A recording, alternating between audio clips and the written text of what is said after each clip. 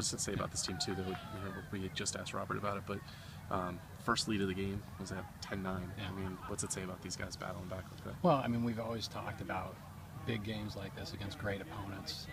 You look at a team like Longmeadow, great, obviously, program, team, really well coached. That's a high-level game of lacrosse right there. You know you're going to get punched, you got to punch back. You know the team's going to go on a run, you got to get on a run back. That's ultimately these guys, just mental toughness, and knowing that we can make plays, even if the other team can make plays against us. We just don't quit. I mean, that's what we're finding out about ourselves. We're tough, and we can punch back. Was there anything that you changed around in the second half, because you turned things around? You only gave up 3 goals second half. Obviously, the offense. Yeah, offensively is what we changed. We did a little bit of an adjustment on the defensive midfield side to play further out on them. And offensively, we went to a different set to change up. We figured they were going to make adjustments against what we were doing on offense in the second half. So we moved to a different set in the second half offensively, and it gave us a lot of good looks.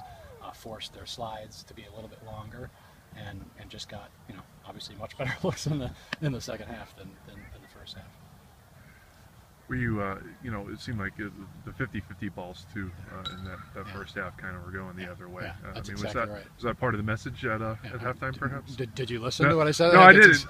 But I can imagine what it was. That's exactly what we talked about. That's exactly what we talked about at halftime. We made an adjustment on defense, we made an adjustment on offense, and then we basically said what it comes down to is they won the 50-50 balls in the first half. We have to win them in the second half, and I think we did that. How about Tyler Hagan in that role today? Well, I mean, he was all over the field. He was the heart and soul guy, I thought, of.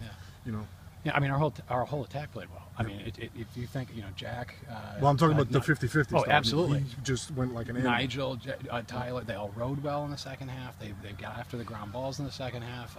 Tyler played like his hockey, the way he plays hockey in the second half. Tough against the boards, dug down for it. I think all of our guys did. I mean, midfielders did too.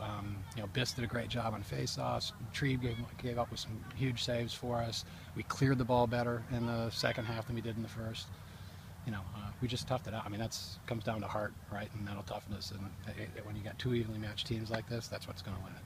How about the play on the game winner for Jack to get that goal? Talk a little bit about that play. Well, I mean, that's one of our backside looks, is we try to dodge on one side and every team tries to get the ball to the backside, and he did a good job getting upfield, increasing his angle, and putting the ball where the goalie couldn't save it.